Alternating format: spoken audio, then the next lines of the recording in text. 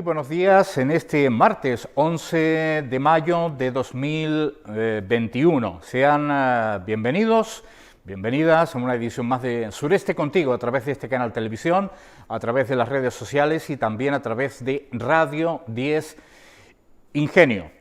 Inquietud, en definitiva, incertidumbre, lo que ha provocado el dejar sin efecto el toque de queda en el archipiélago canario, después del segundo auto del Tribunal Superior de Justicia de Canarias. Pues en definitiva, un futuro, un horizonte relativamente incierto, pero tendrán ustedes la oportunidad casi de inmediato de conocer las opiniones de unos y de otros en nuestro tiempo de información.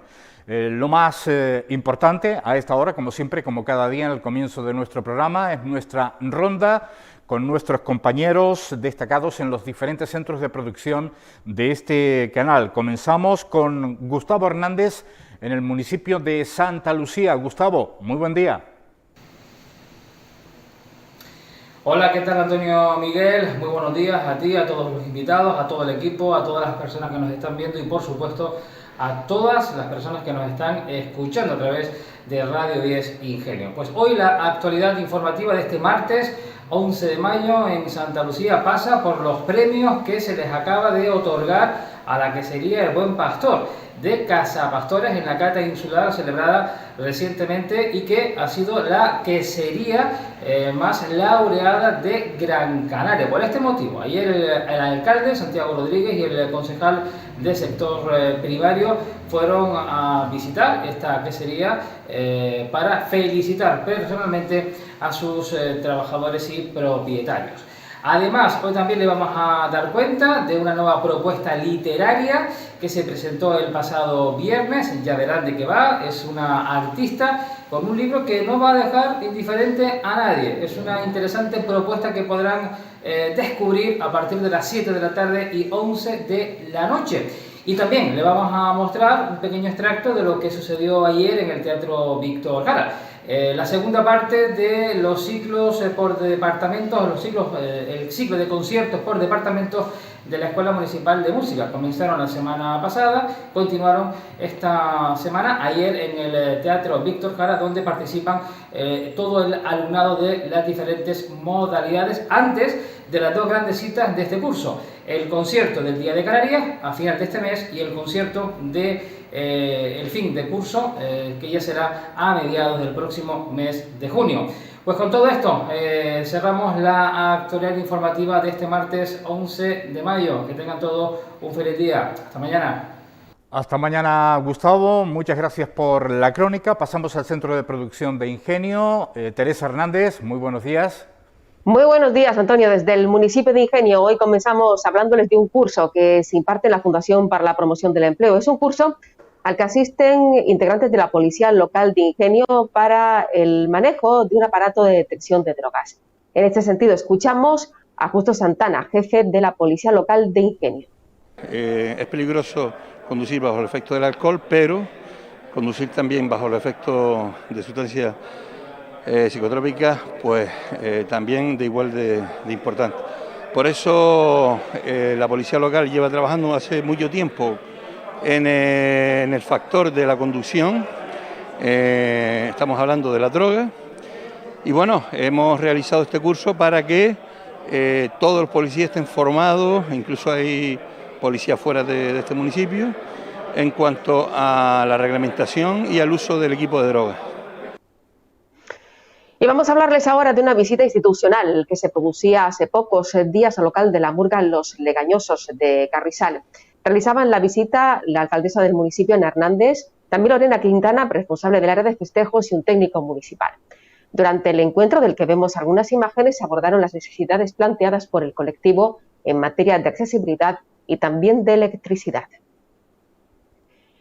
Y vamos a finalizar hablándoles del centro de estancia diurna del municipio de Ingenio. Esta misma mañana se llevaba a cabo un encuentro a través de streaming para visionar un espectáculo en directo denominado Nacer en el Mar. Se trata de un recital poético con las actrices Marta Viera y Ruth Sánchez. Nos quedamos con esas imágenes que se recogían, como decíamos, esta misma mañana en el centro de estancia diurna. Se trata, por cierto, de 25 poemas seleccionado por el versador Geray Rodríguez. Hasta aquí nuestra conexión en directo desde el municipio de Ingenio. Un saludo. Un saludo, Teresa, muchísimas gracias. Pasamos con nuestro compañero Chano Sánchez a repasar la actualidad del municipio de Agüimes. Chano, muy buenos días.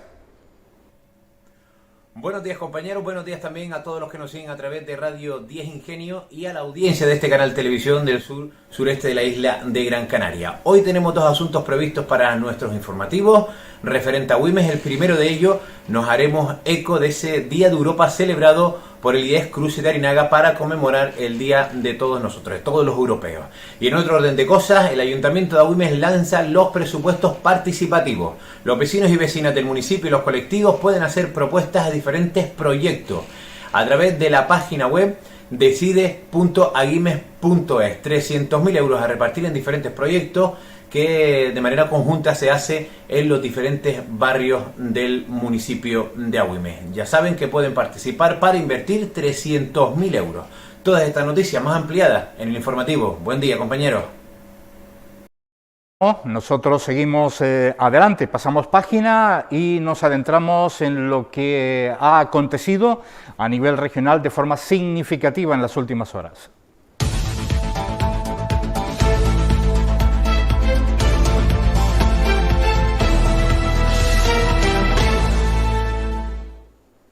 Y lo más significativo ha sido el Gobierno de Canarias, que ha tomado la decisión de dejar, gracias al auto del Tribunal Superior de Justicia de Canarias, sin vigencia, el toque de queda. Estas eran las declaraciones de Ángel Víctor Torres, el presidente del Gobierno canario, justo tras la Junta de Portavoces, en la cual pues evidentemente se estudió el auto del Tribunal Superior de Justicia de Canarias. Como saben, no tenemos ya toque de queda y estamos pendientes de lo que pueda suceder en las próximas horas. Las declaraciones de Ángel Víctor Torres.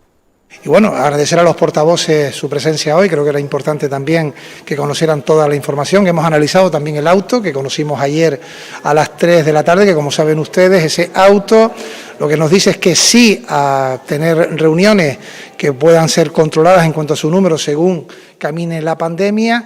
Nos dice que no, aunque hay dos votos particulares, a que las islas que estén en 3 o 4 puedan tener cierre perimetral, y nos dice que no al toque de queda. Saben también que el Ministerio Fiscal hace un informe previo en el que sí avala, en este caso el Ministerio Fiscal, el que podamos cerrar perimetralmente las islas que estén en nivel 3 y 4.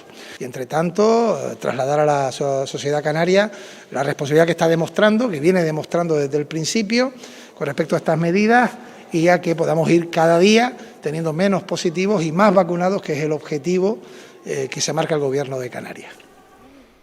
En horas de la tarde intervenía Julio Pérez como portavoz del Gobierno para anunciar la decisión del Ejecutivo Regional de acatar el segundo auto del Tribunal Superior de Justicia de Canarias, por el que deja de tener vigencia el toque de queda. Es decir, queda sin efecto el toque de queda, queda sin efecto la posibilidad de cierres perimetrales, quedan sin efecto las normas sobre actos religiosos normalmente en el exterior de los lugares de culto. Pero como realmente la norma que se estaba aplicando y sobre la cual había una gran demanda de información y que tiene mayor incidencia en la vida ordinaria es el toque de queda, a esa me he referido en primer lugar. Eso no significa que el resto de las normas de control de contagio que tenemos en vigor desde hace más de un año hayan perdido eficacia. Ni la norma de la mascarilla, ni la norma de las distancias, ni las reglas de los aforos, ni las limitaciones de determinadas actividades de hostelería, restauración, ocio nocturno, ni la limitación de horarios que tienen algunas de esas actividades, ni la exigencia de una prueba diagnóstica de infección activa para acceder y registrarse como huésped de un establecimiento hotelero, ni las normas que regulan la práctica deportiva, el ejercicio físico, el uso de los gimnasios. Nada de eso ha sufrido ningún cambio. Esperemos que con estas declaraciones de Julio Pérez se vaya difuminando esa incertidumbre. Lo único que queda sin efecto es el toque de queda, como ustedes acaban de escuchar, y después pues adhesiones y críticas por parte de los portavoces de los distintos grupos parlamentarios. Luis Campos, portavoz de Nueva Canarias, expresaba su apoyo total e incondicional al Ejecutivo Regional encabezado por Ángel Víctor Torres. Y ahí le hemos expresado al presidente nuestro total apoyo, incondicional. Creíamos que las medidas que se plantearon en ese decreto eran absolutamente necesarias. Afortunadamente, Canarias, el Gobierno, sus instituciones y su gente, la ciudadanía de Canarias, ha priorizado por encima de todo, incluso por encima de la economía, siendo duro lo que estamos diciendo, la prioridad en el ámbito sanitario, porque estamos en una crisis sanitaria. Ese decreto responde a esa filosofía, a esa coherencia con la que hemos actuado hasta ahora. Estamos hablando de una crisis sanitaria. Canarias creo que en ese sentido lo ha hecho bien, si me apuran, mejor que nadie, y creo que ha sido fruto precisamente de ese rigor, de esa coherencia y de primar fundamentalmente las medidas, además avaladas por la sanidad canaria, por los responsables del ámbito de la sanidad canaria, para mantener las medidas planteadas en ese decreto ley. Por su parte, Vivina Espino, como portavoz de Ciudadanos, culpaba a la figura del presidente del Gobierno español, Pedro Sánchez. Pues estamos muy preocupados con la situación que estamos viviendo, con este lío jurídico que se ha generado en toda España, y hay que decir quién ha sido el responsable, que ha sido el Gobierno de España, el señor Sánchez, quien en estos 6 meses de estado de alarma no ha desarrollado una herramienta jurídica. Nosotros le pusimos como condición para apoyar ese estado de alarma de 6 meses que durante ese tiempo se aprovechara para sacar adelante una ley de pandemias que era necesaria para que ahora las comunidades autónomas tuviesen herramientas jurídicas para poder tomar medidas. Vemos que el Gobierno de España ha legislado sobre otras muchas cuestiones, pero parece que la pandemia no era urgente, no era importante, y ahora nos encontramos ante esta situación, ante este caos jurídico. Cada tribunal de cada comunidad autónoma pues con autos diferentes, autos distintos, y en el caso de Canarias pues no se han respaldado las medidas que quiere tomar el Gobierno. Por último, la portavoz del Partido Popular, María Australia Navarro, hablaba de que los derechos de los ciudadanos no pueden estar en manos del Ejecutivo Regional. Ya lo habíamos advertido desde el Partido Popular, que los derechos fundamentales de los canarios no pueden estar en manos de Torres y sus socios.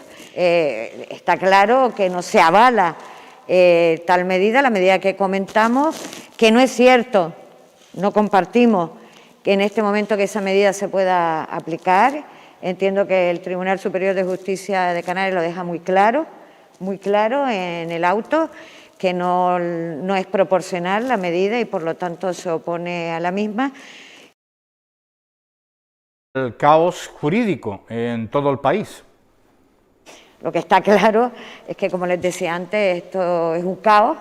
Estamos viendo resoluciones o autos, por un lado, en un sentido, en unas comunidades en un sentido y en otras diferentes. Por ejemplo, en el caso de Baleares y Canarias, ¿no? En Baleares se dijo que sí por el Tribunal Superior correspondiente, pero en Canarias pues no se ha accedido. Y nosotros lo advertimos. Primero, que los derechos fundamentales de los canarios no pueden estar en manos del Gobierno. Segundo, que había que acudir y conocer el sentido en el que se iba a pronunciar el Tribunal Superior de Justicia de Canarias, si lo iba a avalar o no. En este caso no se ha avalado. Y tres, que ahora lo que debe hacer el Gobierno de Canarias es pronunciarse si va a acudir al Tribunal Supremo o no.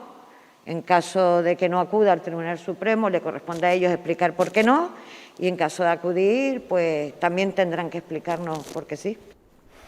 Y por último, a preguntas de los compañeros periodistas, María Australia Navarro afirmaba que no es partidaria del estado de alarma, que no es necesario. Yo creo que en este momento no se dan las circunstancias para pedir un estado de alarma. Estamos en un nivel 2 y entiendo que no tiene por qué acudirse a ello. Es más, yo creo que tampoco en este momento se justifica el toque de queda. Ahora bien, dicho esto, lo que no podemos es no cumplir con las normas sanitarias que se nos impongan. Hay que recordar que la mascarilla es obligatoria y que hay que tener la distancia social pertinente y que eso es de obligado cumplimiento.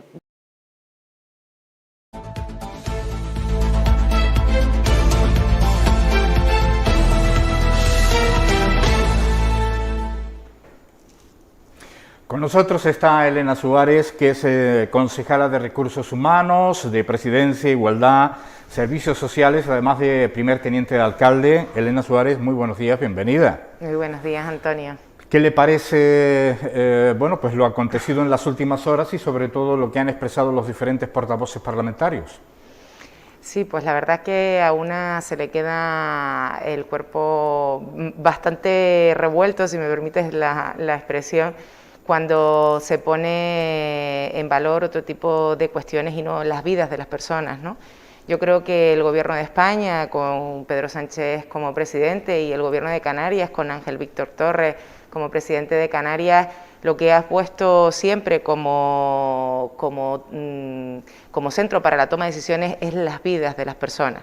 En ese sentido, todas las decisiones que se han tomado desde el declarar el estado de alarma, como las decisiones de restricciones perimetrales, los niveles y las condiciones sanitarias que siempre han estado avaladas de informes técnicos contundentes de salud pública y de sanidad al respecto de las medidas que se deberían de tomar y que se han tomado para paliar esta terrible pandemia que hemos sufrido los españoles y los canarios durante el año 2020, que todavía continúa estando presente en nuestras vidas, ¿no? Pues se han tomado precisamente poniendo en el centro la salud de las personas. Bien es verdad que ha sido una crisis que ha sido muy compleja de gestionar a nivel político y a nivel de la toma de decisiones en las administraciones, desde la Administración General del Estado hasta las administraciones locales, como ha sido nuestro caso, porque esas restricciones conllevan pues una merma del desarrollo económico y social de la comunidad, de nuestros vecinos y vecinas, y se ven afectados pues sectores que ya venían estando dañados, como ha sido el sector turístico, el sector de la hostelería, el sector de la restauración, los pequeños y medianos comercios. Sabemos que todas esas decisiones han mermado esos ámbitos concretos. Pero también es verdad que el gobierno de Pedro Sánchez, a diferencia de la gestión de otras crisis que ha sufrido nuestro país, puso en marcha otras herramientas para paliar esa terrible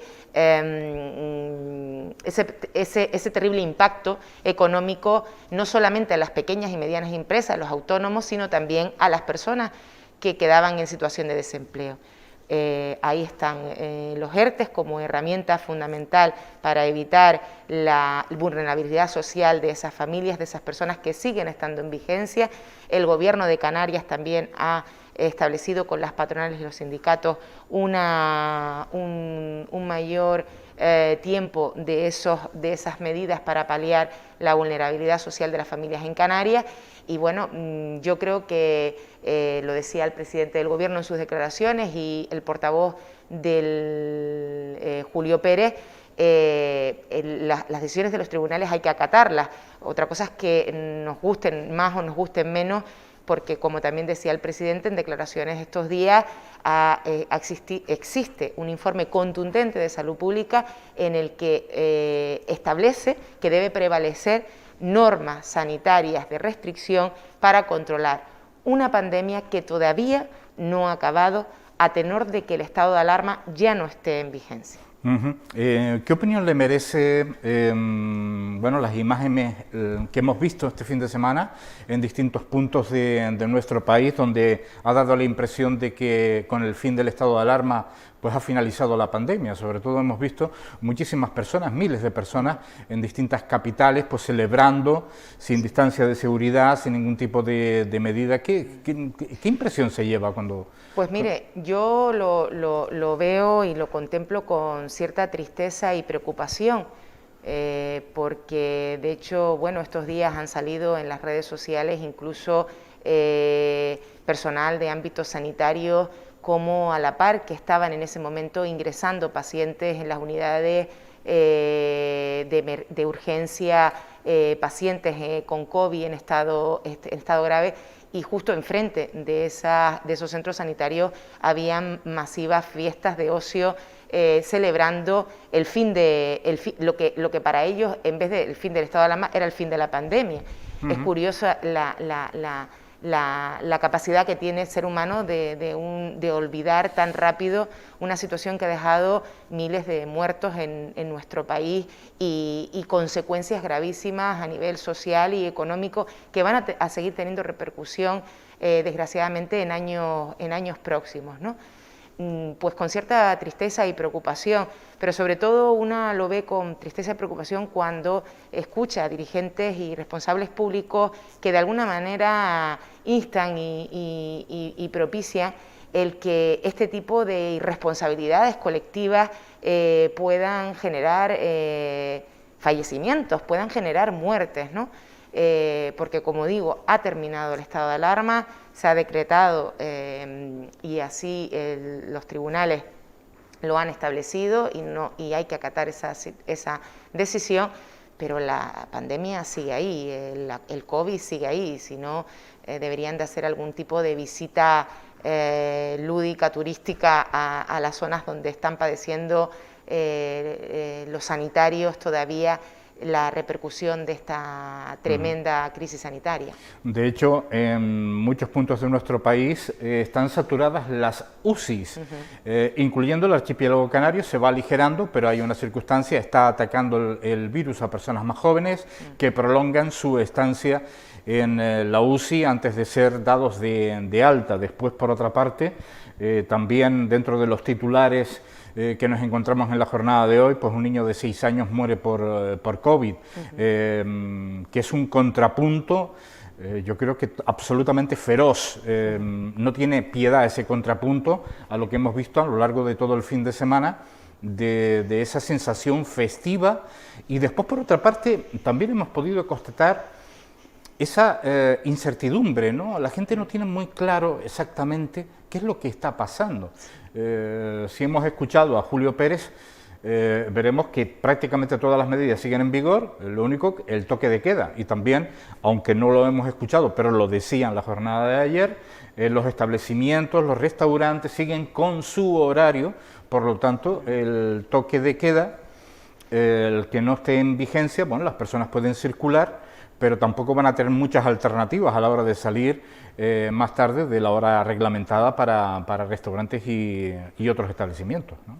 Sí, sí, es completamente comprensible. Además, ha sido un año de decretos continuamente, de normas que cambian cuando en la semana anterior era otra decisión, de poner en marcha mecanismos de forma inmediata para que esas normas se cumplieran. Es completamente comprensible que de la ciudadanía la comunicación que le llega o que interpreta le genere incertidumbre, desazón y miedo, ¿no? Porque en ocasiones teníamos la sensación de que no sabíamos muy bien si teníamos que ponernos la mascarilla, no ponernos, si teníamos que comer 4, si teníamos que comer 6, ¿no? Uno se ríe, pero bueno, que era una situación bastante compleja de gestionar, ¿no? Pero aquí yo creo que todas y todos debemos de apelar a la responsabilidad y el sentido común, sobre todo, ¿no? A la responsabilidad porque uno debe estar informado, pero también tiene que informarse.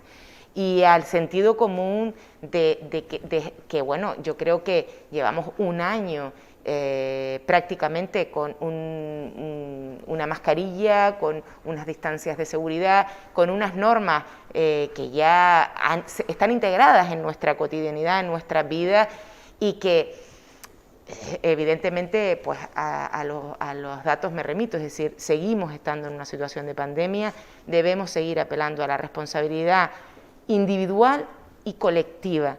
Y si todos hacemos eso y si, bueno, si el proceso de vacunación, como están estableciendo los indicadores, y también el presidente Ángel Víctor Torres trasladaba estos días, el buen ritmo que lleva la vacunación en nuestro archipiélago, que si bien es verdad que también hay veces que se comparan esos datos con otros archipiélagos o con otras comunidades, parecidas a la nuestra, pero bueno, nosotros no tenemos una población mayor concreta con respecto a otras comunidades autónomas y parece que a lo mejor Canarias va a ralentí, pero no es así, vamos a un buen ritmo de vacunación.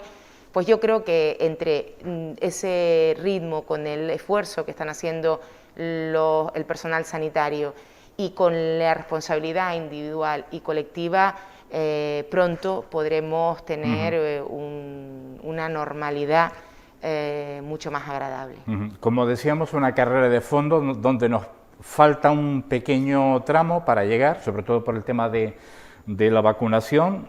No todo van a ser malas noticias, evidentemente se valora el fin del estado de alarma, cada uno con su criterio, pero a nivel económico parece que España empieza una cierta recuperación y esto aparece en la prensa nacional, es decir, el famoso rebote que se esperaba de tocar fondo y empezar a subir. Hoy hay indicadores que son publicados y que indican precisamente esa pequeña pero esperanzadora recuperación. Vamos a ver qué sucede. Le agradezco que haya opinado con respecto a lo que es la noticia, la información del día, y aprovechando, aunque empezamos por uno de los últimos temas, no sé si hay alguna novedad de las ayudas de emergencia post-COVID del Cabildo de Gran Canaria, pero se está trabajando en ello. Sí, estamos esperando la resolución que está a punto de llegar a las corporaciones o locales de las ayudas post-COVID del Cabildo de Gran Canaria, un paquete de ayudas que ya impulsó el Cabildo de Gran Canaria a través de la Consejería de Política Social que rige Isabel Mena para las corporaciones locales, para dar ese impulso a las ayudas que ya contempla nuestro presupuesto en ayudas de emergencia. Nosotros en el año 2021 y coincidiendo con el 2020 también tenemos 300.000 euros en ayudas de emergencia social, pero en este sentido esta ayuda complementaria también nos permite, como bien hicimos en el año anterior, la contratación temporal de personal de refuerzo para paliar ese aumento de ayudas. Recordemos que en el año 2020 este ayuntamiento tuvo un 300% más de solicitudes de ayudas de emergencia social. Estamos hablando de ayudas de alquiler, ayudas de suministros básicos como agua, luz, ayudas de alimentación u otras necesidades inmediatas que se han presentado y que se presentan en la cotidianidad, pero que fueron evidentemente más recurrentes en el año 2020 por la situación de crisis sanitaria y social que estamos viviendo, y sin lugar a dudas tanto esta como otras ayudas que también provienen del Gobierno de Canarias, bueno, pues dan un respiro a la situación que estamos seguimos padeciendo en los servicios sociales de las administraciones locales. Porque sigue siendo una prioridad, no podía ser menos para el Cabildo de Gran Canaria, a través de los propios ayuntamientos, el ayudar y ojalá pues podamos subrayar, empecemos, en definitiva, perdón por la redundancia, a terminar, mejor dicho, con la etapa que hemos vivido y empezar con la post-COVID. Vamos a saludar a Marino Alduán, que es el director general de Presidencia del Cabildo de Gran Canaria. Marino Alduán, muy buenos días. Saludos cordiales, me cogieron entrando en el despacho. Saludos cordiales. ¿Qué tal? A Antonio Miguel y a la concejala, mucho gusto. Bueno, pues nada, le saluda Elena Suárez, que es la primer teniente alcalde del Ayuntamiento de la Villa de Ingenio. Encantado, Elena, colaborando de distintos campos. Hoy me imagino que hablando desde la sostenibilidad y también desde las políticas sociales. Sí, sin duda alguna, hablábamos precisamente de esas ayudas, de lo que se empieza a llamar era post-COVID, y todos tenemos pues la esperanza de que así sea, porque independientemente del día a día, de la sostenibilidad que también hemos abordado, yo creo que la primera preocupación es la situación que estamos viviendo sanitaria, Marino Albán. Sin duda. Sin que volvamos a recuperar la actividad económica, sin que nuestros hoteles reciban a los turistas, sin que los comercios puedan tener una actividad para atender a nuestros ciudadanos y ciudadanas, sin que los servicios públicos no se normalicen, no podemos pensar en una normalidad. Yo creo, no obstante, que hoy, hablando a principios de mayo, el 11 de mayo, las noticias son esperanzadoras, sobre todo relacionadas con la vacunación. Yo creo que la reducción de personas que fallecen por el COVID y la reducción de contagios nos están acercando a esa cifra que nos va a permitir que los turistas vuelvan a nuestra tierra y que la actividad económica se vaya incrementando. Esa cifra de no pasar de los 50 contagiados al día, todavía estamos un poquito más del doble. La responsabilidad de todos, la vacunación, creo que nos tiene que ayudar a que esto sea una realidad. Elena Suárez, hablábamos precisamente de esos fondos del Cabildo, cómo se trabaja y al menos el mensaje positivo de Marino Albán. Sí, el Cabildo, bueno, ha sido una institución fundamental en ese sentido, en el apoyo, como decía, de las ayudas complementarias en servicios sociales que han ayudado a mitigar ese impacto que ha tenido repercusión en aquellas familias que, como bien decía el compañero, todo el sector hotelero y todo el sector de la restauración, que a su vez se ha visto afectado y que ha generado parálisis en la actividad, y por lo tanto esos trabajadores y trabajadoras han quedado en una situación de desprotección. La repercusión inmediata evidentemente ha sido social y económica, ¿no? Y eso, como bien decía antes, el indicador más evidente ha sido el aumento del 300% de la solicitud de ayudas de emergencia. Y bueno, pues el Cabildo ha respondido ante eso de forma inmediata. Sí.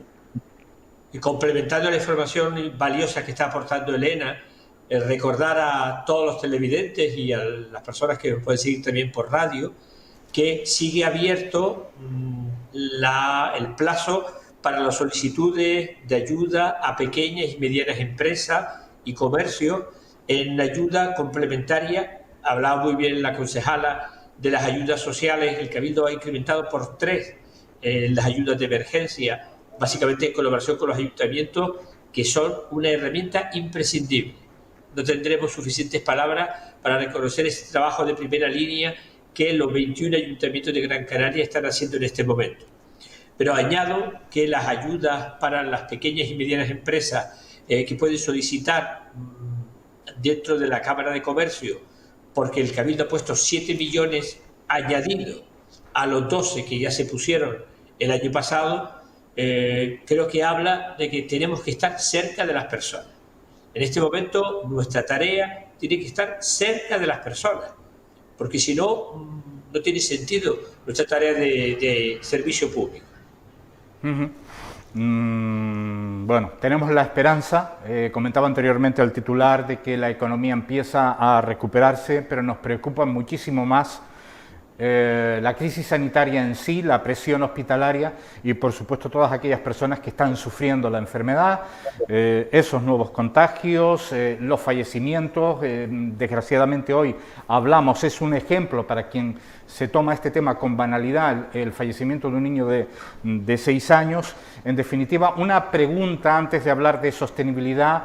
Marino Albán, ¿le preocupa lo que ha acontecido con el Tribunal Superior de Justicia de Canarias? Sí, a mí sinceramente me preocupa. Esta mañana comentaba el presidente del Cabildo, a preguntas en una rueda de prensa aquí en el Cabildo, que a veces se están confundiendo las tareas de los tribunales de justicia con las tareas de los gobiernos. A mí me parece que quienes son especialistas en los temas médicos, en los temas sanitarios, son los técnicos en epidemiología, las médicas, los médicos, quienes están en los centros de salud, quienes están en los hospitales. A mí, sinceramente, que los tribunales vengan a determinar cuándo hay que tener toque de queda y cuándo no, cuándo hay que cerrar las islas o un municipio y cuándo no, cuando los médicos están aconsejando cuáles son las necesidades que como especialistas tienen, a mí sinceramente me genera un cierto desconcierto. Yo creo que los tribunales están para una cosa, los gobiernos están para otra, los técnicos están para otra. Cada uno, no sé si el dicho nuestro de zapatero a tus zapatos, yo creo que valdría para este caso que estamos comentando. Sí, sin duda alguna. Bueno, es la circunstancia, nos hemos despertado, nos hemos levantado, nos hemos acostado anoche precisamente con esa incertidumbre cuando la política se entremezcla con los aspectos jurídicos legales, cuando esperamos por los pronunciamientos y tal vez podemos echar de menos, ¿no?, un mayor acuerdo de Estado a este nivel en nuestro país. A mí me gustaría preguntarle por otra cuestión, me gustaría preguntarle por algo que ya hemos abordado en este programa, que es el salto de Chira-Soria, que tanto ha ilusionado desde siempre, sobre todo a los que tienen responsabilidad en el desarrollo sostenible, por ejemplo, desde la Universidad de Las Palmas, quien ha hecho el Plan de Desarrollo Estratégico de la Comarca del Sureste, o incluso para el propio Cabildo de Gran Canaria. Sabemos que este es un proyecto muy importante para la isla. Mire, yo creo que es el proyecto fundamental para Gran Canaria en esta década, porque Gran Canaria no puede seguir teniendo energía, seguir teniendo electricidad a base de quemar millones de barriles mensuales de petróleo. En este momento, la humanidad se ha dado cuenta que el principal problema, cuando logremos vencer la pandemia, el principal problema es la contaminación y el cambio climático. Gran Canaria cada día quema, solo Gran Canaria, 120.000 barriles de petróleo para producir la energía que todos recibimos en nuestros hogares, en nuestros comercios o en la fábrica. El Cabildo de Gran Canaria, yo creo que la sociedad gran canaria en su conjunto, nos reuníamos el martes pasado con todas las alcaldesas y alcaldes de la isla. El Cabildo de Gran Canaria quiere liderar el cambio para que las energías renovables sean las que dominen en nuestra tierra. Es lo que nos va a permitir que el cambio climático no destruya la naturaleza que disponemos. Y para conseguir que el petróleo no sea el centro de la energía como lo es ahora, sino que sean las energías del sol y del viento, que en el sureste, por cierto, lo tenemos en abundancia, afortunadamente. Para eso necesitamos el salto de Chira, porque cuando hay sol y viento en demasía, si no tenemos dónde guardar esa energía, se pierde. Y si se pierde, no se van a implantar nuevos molinos y nuevas placas fotovoltaicas, ¿verdad? Para poder aprovechar el 100% de las energías limpias, necesitamos almacenarlo. Y eso se va a almacenar en el Salto de Chira. Por tanto, la apuesta del Cabildo, del Gobierno de Canarias, del Gobierno español es fortísima. Esa es la solución. Igual que en su momento nos ilusionamos con la creación de la Universidad de Las Palmas o con el Hospital Negrín o con la circunvalación, porque son infraestructuras de progreso. Yo creo que hoy ser ecologista es estar por el Salto de Chira porque garantiza las energías limpias. Bueno, igual que en esta etapa, se estuvo en contra de la planta de gas en la comarca del sureste, concretamente en el municipio de Agüimes. Nuestro compromiso es seguir en los próximos días, en las próximas semanas, hablando de esto, porque creo que la ciudadanía demanda información. Por supuesto, está en otra cuestión, sobre todo en la crisis sanitaria. Sí me gustaría que me diera su impresión sobre las declaraciones del portavoz de la plataforma, que está en contra de ese salto de Chira-Soria. Vamos a recordar rápidamente, ya en recta final, las declaraciones de Manuel González. Publicidad que fundamentalmente, según recoge ese pliego de condiciones, va dirigida a acallar a la ciudadanía en torno a su rechazo al proyecto de Chira-Soria, que ahora ellos llaman salto de Chira-Soria y que nosotros llamamos asalto de Chira-Soria. Esto es un atraco, porque efectivamente es un atraco. Es decir, que se quiera vender a la ciudadanía, que es la única opción posible, el asalto de Chira-Soria, es una falsedad, es una mentira. No se quiere hablar, hace unos meses se hablaba de que se iba a construir una caverna por parte de los... Bueno, entiendo que ella conoce perfectamente estas declaraciones en una reunión que en principio fue bastante cordial. Usted lo decía en rueda de prensa. Decimos que hablaremos próximamente de este tema en mayor profundidad, pero su impresión final de estas declaraciones de la plataforma, de su portavoz.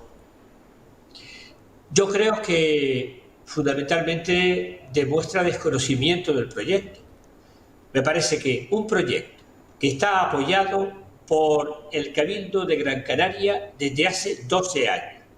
Y aquí llamo la atención. Durante estos 12 años ha habido tiempo para mejorarlo, que es justo lo que ha hecho Antonio Morales, mejorar el proyecto. Yo creo que Gran Canaria no se puede permitir que a última hora, con informaciones parciales, se pretenda paralizar un proyecto decisivo.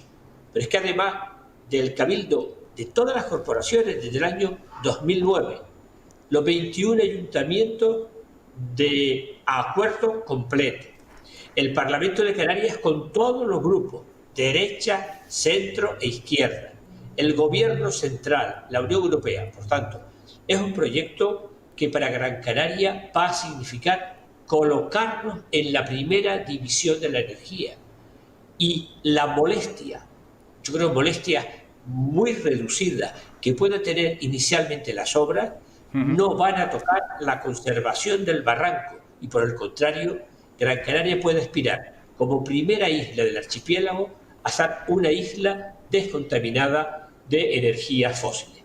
Creo que vale la pena la apuesta y este sueño que los Gran Canarios nos podemos permitir porque tenemos las presas hechas. Si no estuvieran hechas probablemente esto no sería posible. Tenemos ese privilegio, confiamos por tanto en una apuesta de futuro. Ajá. Elena Suárez, como primera teniente de alcalde, aunque nos dicen nuestros compañeros que tenemos también en línea a la propia alcaldesa, bueno, pues un sentir en relación a las declaraciones de Marino Alduán. Sí, bueno, lo acaba de decir Marino, es una oportunidad para convertir a la isla de Gran Canaria en un referente en Canarias y en el mundo, como lo somos en ese sentido también desde la Comunidad del Sureste, con proyectos sostenibles y siempre pensando en el interés general y en el bien común en la lucha contra el cambio climático, ¿no? Es un almacén imprescindible de energía que necesita la isla de Gran Canaria, que necesitamos los canarios y bueno, pues yo creo que todo aquello que esté en contra pues tiene poco sentido, ¿no? De buscar este compromiso, este proyecto. No sé si podemos saludar a la propia alcaldesa del Ayuntamiento de Ingenio, Ana Hernández. Muy buenos días. Hola, buenos días, ¿qué tal? ¿Qué tal, Marino? Sí. Saludos cordiales, Ana. Oye, en una semana nos vemos 4 veces, esto sí que es una suerte, ¿eh? Eso es bueno, sí, hay conexiones. Oye, paseamos juntos el jueves, ¿eh? Sí, la verdad que sí, muy bueno. La Bestia en Guayadeque, que fue una maravilla, ¿eh? Correcto, sí, ahí además queda ahí ya ahora para que la mayoría de las personas que quieran disfrutarlo, pues que vengan, quedan invitadas. Bueno, pues Marino Alduán, muchísimas gracias por haber atendido la videollamada de este canal televisión. También nos escuchan a través de en Radio 10. Emplazamos al propio Cabildo y a usted, por supuesto, para seguir hablando de esta parte ilusionante de los proyectos que tiene esta isla. Estoy encantado de haberme reencontrado contigo. No decimos los años que hace que nos conocemos, Antonio Miguel. Mejor no. Para que no descubran de dónde vienen las canas. Y desde luego, encantado de compartir con Ana y con Elena. Sabes que la Mancomunidad del Sureste es nuestro espacio. Yo vivo también en esa mancomunidad. Bueno, pues un saludo, Marino Alduán, y lo dicho, muchísimas gracias. Encantado. Muchísimas gracias. Hasta luego. Ana Hernández, alcaldesa de la Villa de Ingenio, de nuevo muy buenos días. Buenos días y bien hallada como siempre, Antonio, y buenos días a Elena, que pues hoy no la he visto, la estoy viendo ahora.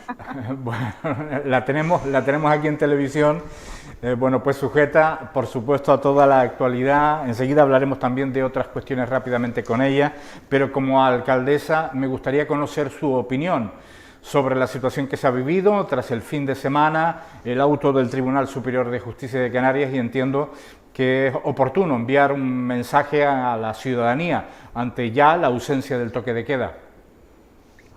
Bueno, creo que el mensaje que tenemos que enviar es el de responsabilidad, respeto y responsabilidad, porque aunque todas las personas del municipio estemos cansadas de esta situación, es importantísimo tener en cuenta que también la sanidad pública está cansada y no tenemos la vacunación, el porcentaje de vacunación que es necesario para poder tener una cierta tranquilidad. Por lo tanto, el mensaje inmediato es de responsabilidad ante esta situación. No porque no tengamos el toque de queda, tenemos que volvernos locos y locas y salir a la calle sin tener un espacio a donde acudir. Hay que recordar que aunque el toque de queda no ha sido ratificado por el Tribunal Superior de Justicia Canario, sí que el resto de las restricciones las tenemos vigentes. Por lo tanto, hay que cumplir, seguir cumpliendo y seguir siendo responsables. Bueno, pues el mensaje de la alcaldesa de la Villa de Ingenio, porque esto no acaba, a pesar, por último, ya es una última cuestión, esto no acaba a pesar de la percepción que tiene una buena parte de la ciudadanía de que con el fin del estado de alarma se ha acabado todo.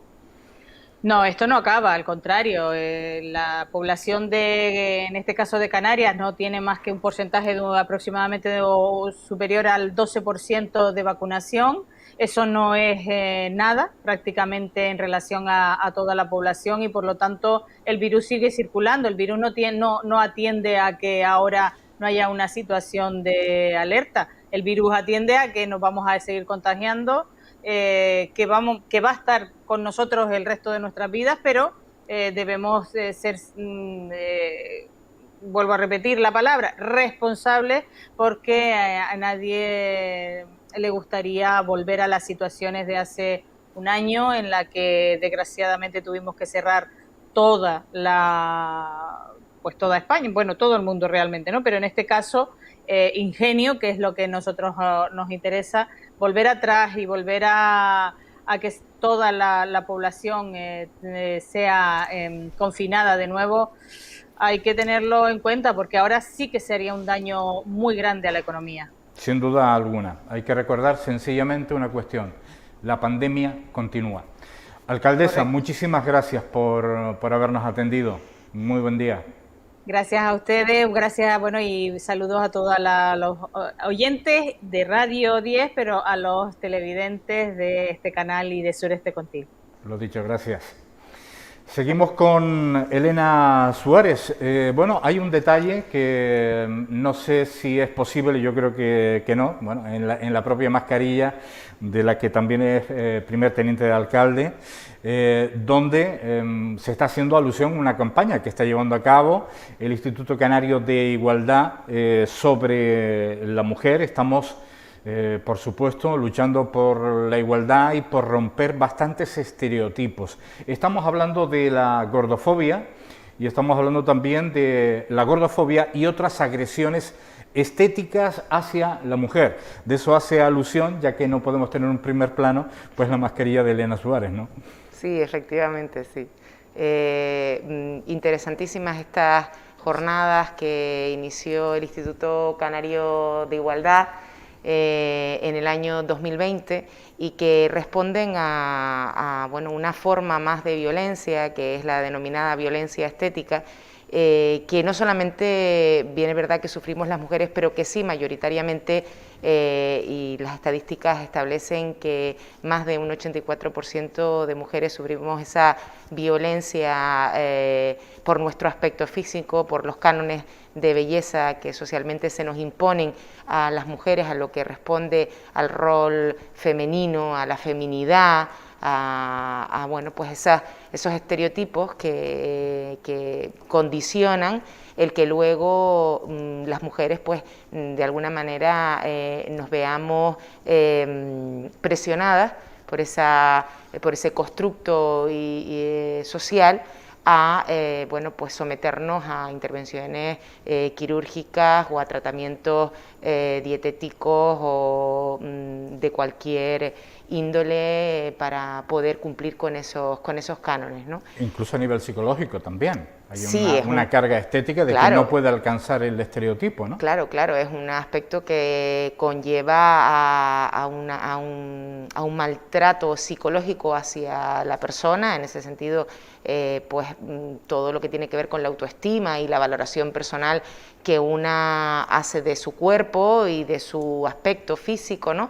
Y que eso evidentemente repercute a la hora de socializar con otros iguales en nuestras vidas cotidianas, incluso en el ámbito laboral, ¿no? Sabemos que hay profesiones en las que la imagen establece una herramienta más de trabajo y eso, llevado a los extremos, pues puede generar situaciones muy graves y muy delicadas, incluso contra la vida de esa persona, ¿no?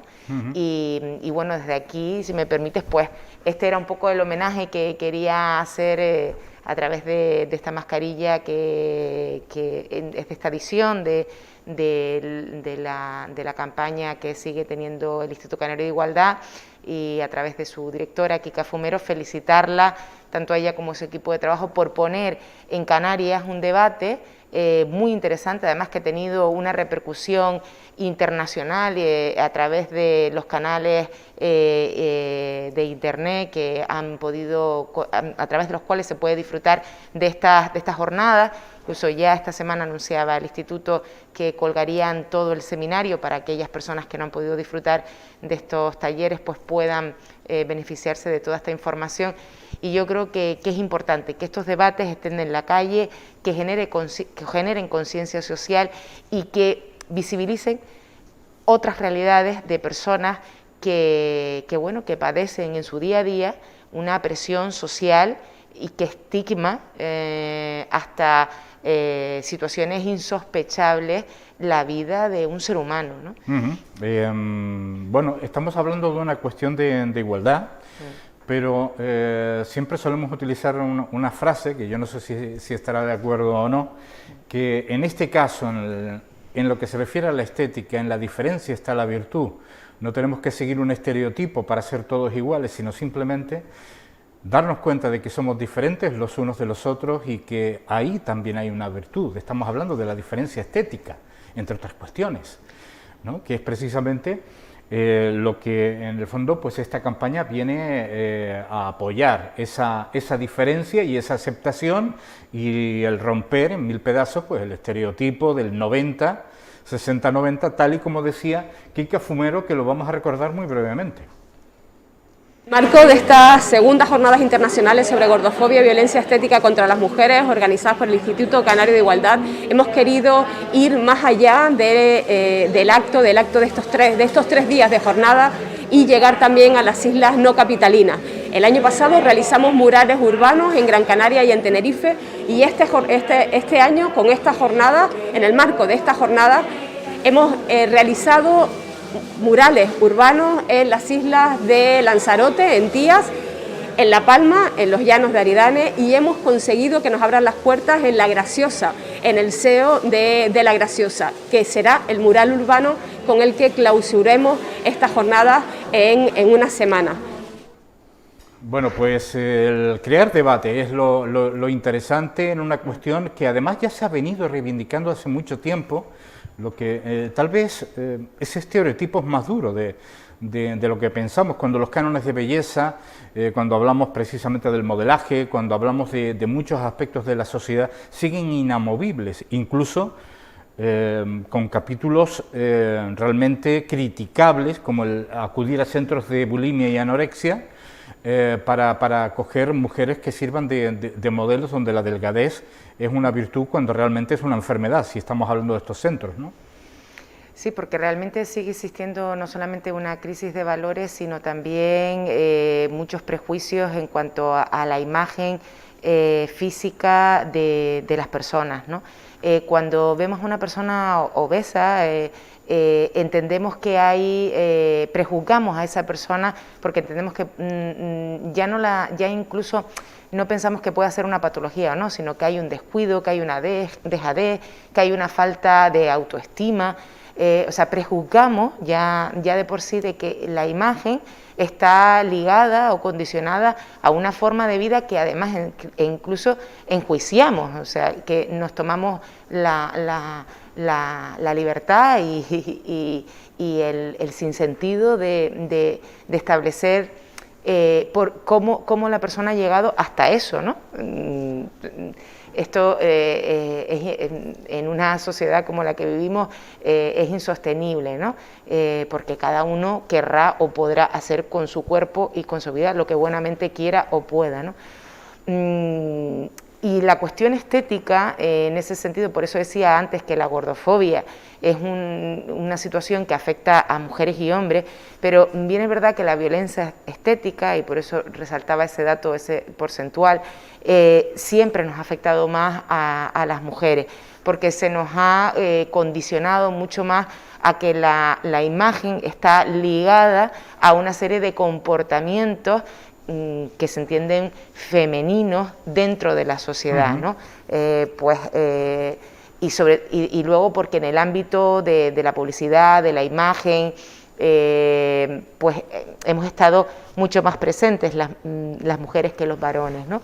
Aunque con el paso del tiempo esto ha ido equilibrándose, ¿no?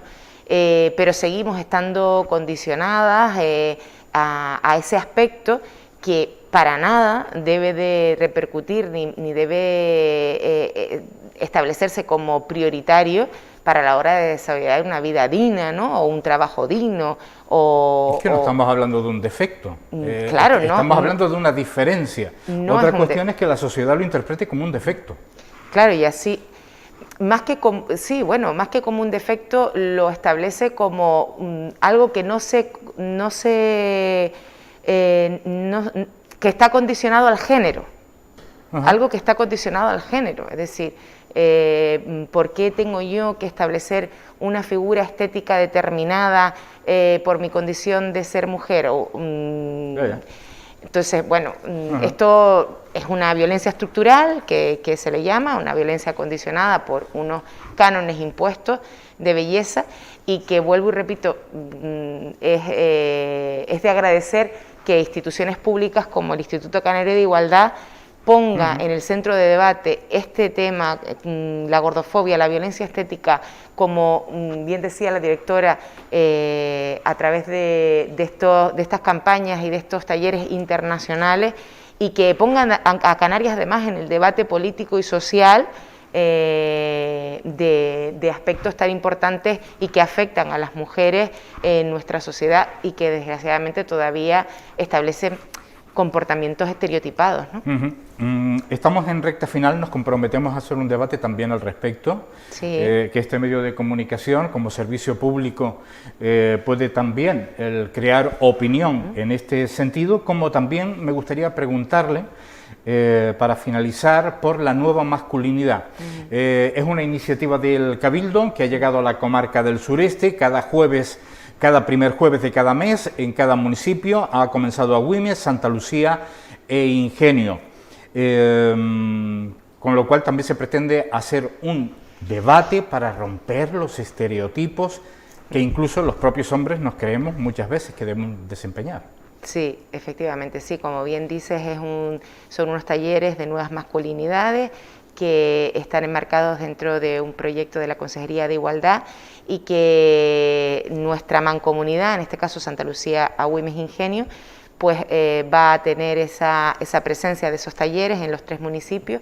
La idea es que ese grupo de hombres rote por los 3 municipios, donde seguir haciendo estas dinámicas, y es imprescindible que los hombres se involucren en romper esos estereotipos y esos cánones que también están impuestos a los hombres como tal, como género masculino, ¿no?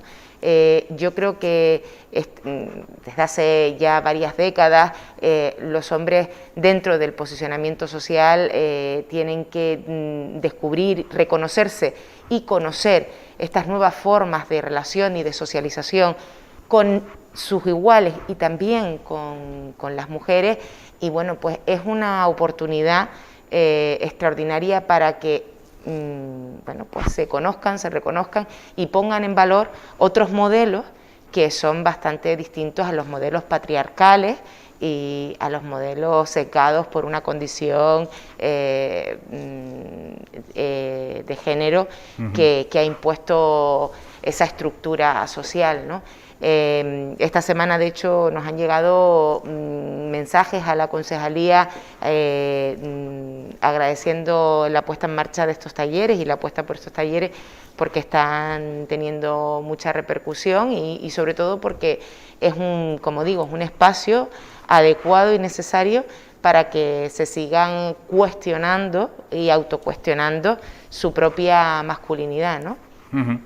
Elena Suárez, ha sido todo un placer el poder haber compartido este tiempo de televisión con diversos temas especialmente, donde hemos incidido en el punto de vista de Ingenio y sobre todos estos aspectos en los cuales también nos comprometemos a profundizar. Muchísimas gracias. Gracias, muy buen Antonio. día y hasta la próxima oportunidad. Un placer. Gracias. Y a todos los telespectadores también nuestro agradecimiento por su confianza. Mañana volveremos, si así lo desean, a partir de las 11 de la mañana en directo a través de este canal de televisión y a través de Radio 10. Buen día.